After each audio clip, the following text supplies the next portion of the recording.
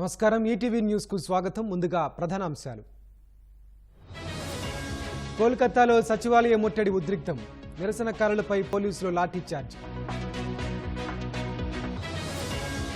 మాలీవుడ్ ను కుదిపేస్తున్న లైంగిక వేధింపుల అంశం. అమ్మ అధ్యక్ష పదవికి మోహన్ లాల్ రాజీనామా. రష్యా అధ్యక్షుడు పుతిన్ కు మోదీ ఫోన్.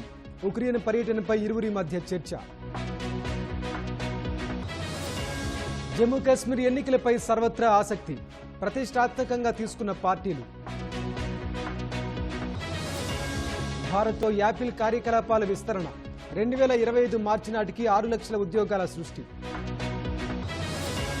మాల్దీవులకు తగ్గిన భారత పర్యాటకులు.